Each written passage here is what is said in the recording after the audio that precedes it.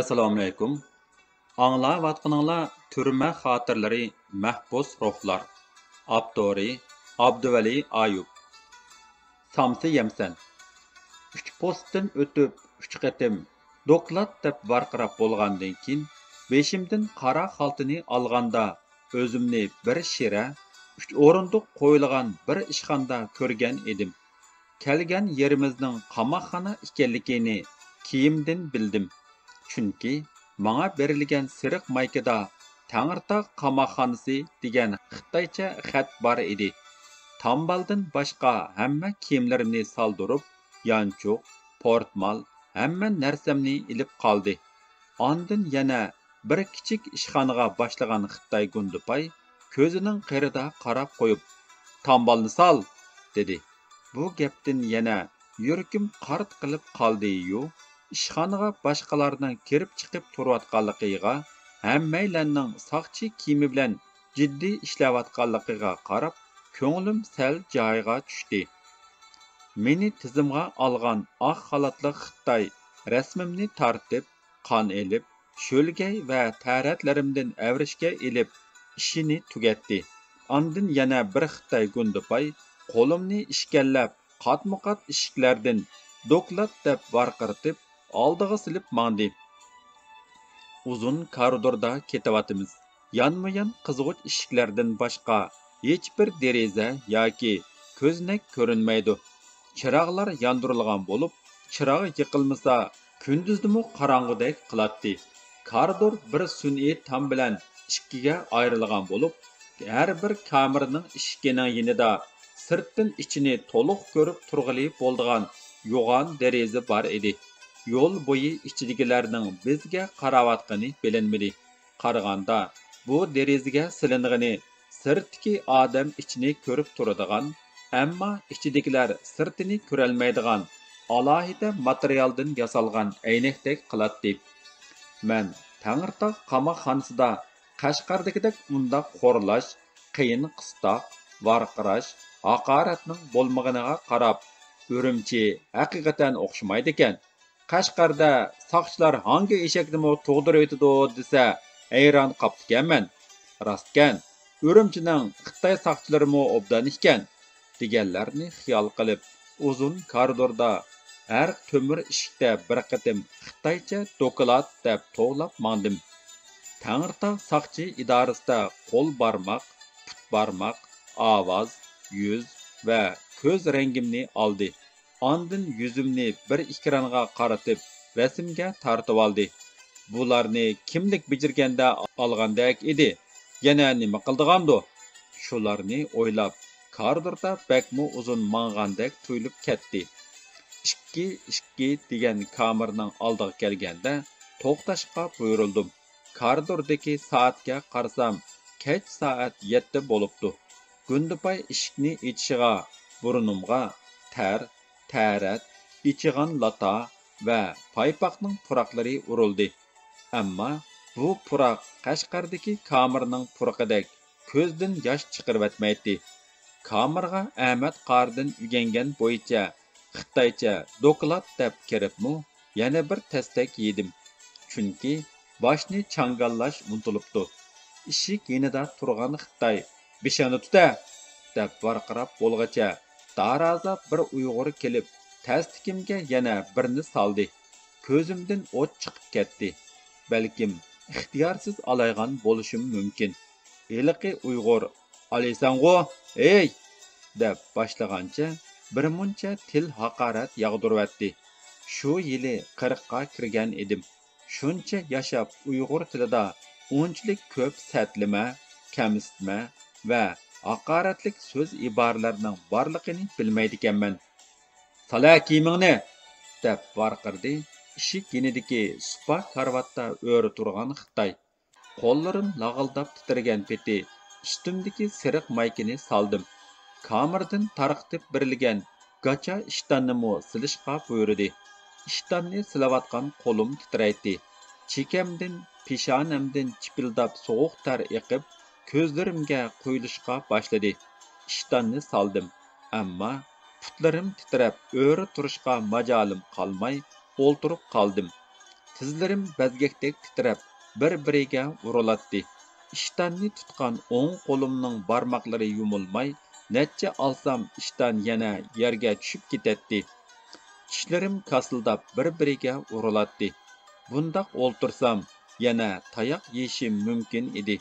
Qaysi oldimga kelsa, keynimga o'tsa, yoki qaysi biri qo'l uzatsa, kanidan bo'g'ishqa tayyorlik qilib o'rnimdan turdim. Atrofimga alanglab qaradim. Meni urgan Uyg'ur bilan buyruq qilgan Xitoylar yonimda edi. Qolganlar televizorga qarab o'ltirishadi. Xudoga shukri. Supida turgan Xitoy tambilimni ikki silkib tashlab berdi. Ondan eshikning qarshi tarafidagi aynak bilan to'salgan hojatxonaga kirishga buyurdi. Hojatxonaga kirishimga kaynimdan kirgan hiliqi daraza tastakka ishkini soldi. U birdam savolni Uyg'urcha so'rab, Xitoycha javob berishga zo'rlaydi. Yana birdam Xitoycha so'rab, Xitoycha javob bersam, Uyg'urcha demiding? Deb chechilib, mayda va beqillarimga mushtlab ketadi. Qashqardagi so'roqda ikki yonimda turgan Gundupay yuz ko'zimga tastaklagan. Ular meni iqror qildirish uchun kasbi shu bo'lg'achqa urg'andu. Meni bo'lgunchi, terrorchi deb o'ch ko'rgachga xo'rlagandu. Ammo bu darazi Uyg'ur jinoyatchi meni nemish urdi? Kamir 20 kvadrat metrdan cho'ngroq bo'lib, uzunchoq edi. Koridorga qarab turgan qizg'uch eshikning yonida necha qavat ko'rpa silingan bir to'shak bo'lib, u meni kiyim silishga, beshimni changallashga buyurgan Xitoyning taxtidek qiladi. Koridorga qargan eshikning qarshisida orqa eshik, uning o'ng yonida aynak bilan qoplangan hojatxona bor edi. Kamerda uzun bir taxtay supa bo'lib, uningga birdan tartib 10 ga qadar nomer yozilgan edi. "Samkemsan?" deb varqirdi. Hojatxonada meni urgan hiliqi talva. Uning gapiga qarab qandoq javob bersam, tayoq yemaydiganligimni bilolmay qarab turdim. "Yemsan, yemamsan?" deb varqirdi u. "Yey," dedim bo'sh ovozda. "Qanchani yeysan?" "5ni" deb bo'lg'icha maydamga qo'rsqimga kayni-kayndan 5 mush yedim. "Ilang'uch uchishni bilamsan?" dedi. Yana turib qoldim. Tasdikimga birini silib yana so'radi. "Yo'q" deyishimga "Kelinglar" deb varqirdi. Shuni saqlab turgandek ikki mahbus kelib, ikki qo'limning beg'ishiga lunga chegdi. Ondan aynaklik hojatxonaning to'risidagi turbiga esib qo'ydi. Ular buni ilang'uch uchirish deb ataydi ekan. Xalada putimning uchi yerga aranla tegib turadi. Beg'ishim, tog'oqlarim chidog'siz og'rib, chekamdan sovuq ter chiqib ketdi.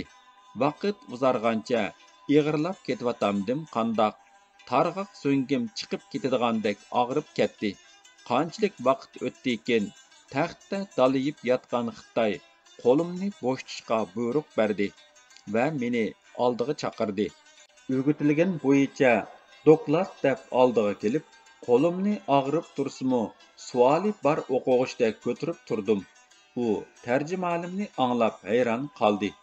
U umrda mendek yuqori ma'lumotli tutqun ko'rmaganmish. Uning ismi Yang Yong bo'lib, mushu kamerning boshlig'i ekan. U mendan Hili Amerika, Hili Turkiya haqida savol so'rab, sal yumshab qoldi. O'ltirishga ijozat berib, men bilan tog'dan bog'dan paranglashdi. Gap oraliqida menga kamerdagilarning ahvolini so'zlab berdi. Kamerda 17 tutqun bo'lib, 4 Xitoy, 2 Tungan, 1 Qozoq, qolgani Uyg'ur ekan. Xitoylar aldamchilik, paraxo'rlik, Tunganlar xiroin-kashlik, Qozoq aroq ichib mashina haydash, Uyg'urlar xiroin xumarlik va siyosiy sabab bilan qamalgan ekan. Kamerdagi o'rin hojatxonadan yiroqligi bo'yicha darajaga ayrilgan bo'lib, birinchi o'rindan 4-gacha 4 Xitoy, ondan 2 Tungan, ondan meni urgan Farhod boshliq 4 Uyg'ur yotadi. Qolgan 6 Uyg'ur bilan bir Qozoq yerda yotadiganmiz. Yang 25 yoshlardagi bir Xitoyni katib deb tonishtirdi. Katibdan "Tizlan" degan so'zni anglaganda nima qilishimni bilolmay turibla qoldim. Ömrümdə biriga tizlanib boqmaganim uchun Xitoycha "tizlan" degan so'zni tushunib tursammu, damalliqqa inkas qaytarib bo'lolmadim. U gepini tushunmaganimni o'yladi bo'lg'ay, o'rnidan turib tizlanganni ishorat qilib ko'rsatdi. İçimdən açıq bir narsa bo'g'zimga kaplashib to'xtadi. Bu xo'rliqdan ig'ir birni tinib, tizlanishga tamshaldim. Manga shu ingishib bir tizimni yerga qo'yib, yaktiz bo'lib, yana bir tizimga qo'limni qo'yg'icha bo'lgan jarayonga birər yil ketgandek tuyulib ketdi. Yo'q soqol burtini pak-pakiz qirib, bo'yinlargacha oqartquchi may surkab parqirtib olgan katib Xitoy meni yaktiz qilib o'ltirg'izib, ismimdan tartib, barliq uchurlarni tizimlab chiqdi. Uning deyishicha, hojatga faqat kunda bir qatim berishga ruxsat ekan. Kamerning ishkidagi siriq siziqqa yiqinlashsam bo'lmaydi ekan. Boshqa mahbuslar bilan Uyg'urcha paranglashsam, jazosi yana 1 soat esib qo'yish bo'ladi ekan. Qaraganda, bu qatim eslag'inim 1 soat o'xshaydi. Manga bir asrdek tuyulg'ini, beg'ishlarimni midriltal mug'idek og'irtayotgani texi 1 soat emish. Siyosiy mahbus bo'lg'achqa uxlaydigan va tamoq yeydigan o'rnim xalaning yinida bo'lishi shart ekan. Kechida kamerning ikki tarafida 2 mahbus 2 soatdan navbatlashib postda turdi ekanmiz. Kamerda 4 Xitoy va 4 Uyg'urning amali bor ekan. Şuna ular növbətdə turmaydı ekan. Katibning deganlariga butunlay Xitoycha ma'qul degan birla so'zni takrorlab turdim. Katib so'roqlari tugaganda "Qopsang bo'ladi" dedi. Ammo men qopib nima qilishim kerakligini, qayerda turishim kerakligini, qandoq qilsam jazolanmaydiganligimni bilmaydim. Qashqarda qamalganda qiynab kamerga kirishdan burun bo'lib, kamerda bo'lmagan edi. Urumchidagi qamoqxonada kamerga kirishdan burun so'roqda soatlab bo'lgan qiynoq kamerda davom qilyotdi. Qaraganda kunim ta'sdek qiladi. Chunki Gundupayning so'roqchining ish vaqti 8 soat. Ularning meni qiynashdan boshqa xizmati bor. Ammo kamerda qiladigan ishi yo'q. Muni bekorlik so'roqchilarning meni azoblaydiganiga 24 soat vaqti bor edi. Bularning meni qiynab, puxadan chiqishdan boshqa ishi yo'qdek qiladi. Tuyuqsiz o'zimni insonga yot boshqa bir dunyoga ilib kelingandek his qildim. Xuddi yo'lda qopqonga dastlab, yer osti dunyosidagi o'zim tushunmaydigan tillarda so'zlaydigan kishilarning qo'lga asir tushgandek yoki zamon tonelining bu uchidan kirib, u uchidan chiqqanda boshqa bir davrga, alvastilar davlatiga berib qolgandek bo'lib qolgan edim. Nima qilishimni bilmay, pagahda o'ri turatdim. Tog'iq va beg'ishlarim kuyib og'irvatadi. Bu kamerning egizligi 3 metrdan oshadigandak qiladi. Qarshi tomda supidan 2 metr atrofidagi egizlikda to'mir chiviqlar bilan rishatkalangan bir panjara bor edi. Bu panjaramo Qashqardagidan cho'ng edi. Panjaradan sirtda berining minib yurganligini ilg'a qilg'ili bo'ladi. Ammo uning qo'lida jonlarni jig'ilditadigan, chiris-chiris qilib sayrab turadigan tok kaltak yo'q bo'lsa kerak, undaq ovoz anglanmaydi. Panjaraning ostidagi televizordan Xitoy, Yaponiya urushiga doir bir inqilobiy film qo'yilyotadi. Kamerning ichi Uyg'urda umumlashgan taxtay supuliq uylarga o'xshaydi. O'ttirida 1 metr kenglikda pagah bo'lib, qarshi tomga oshtaxta chiqirilgan edi. Uningga tamoq qochilari, tish cho'tkisi, tish pastasi, lo'nga deganlar ratlik qo'yilgan. Hammasi rangi bo'yicha chizilgan edi. Lo'ngalar oq, tish pastasi ko'rishkisi yeshil, tamoq qochisi va 2 yaltiroq chilak qizil edi. Pagahga qator qora lata kashlar tizilgan bo'lib, Qo'nchiga dastlab kiyilgachga makchiyib, bakmu abgor ko'rinatdi. Ishikka chiqirilgan osti-usti ikki ro'jakmu Qashqardagidek etiklik emas bo'lib, koridorni ko'rgili bo'latdi. Bu kamir egiz, kang va yo'ruq bo'lg'achqa, Qashqardagi kamirdek odamning demini siqmaydi. Uningdek sisiq va zay emas edi. Ammo paypoq, tarat va ichigan puraqlarga xaladin bo'qsup chiqayotgan qangsiq hidqa ko'nmak ta'sir qiladi. Koridordagi soat kech soat 10 ni ko'rsatganda Yangyong "Tizilinglar!"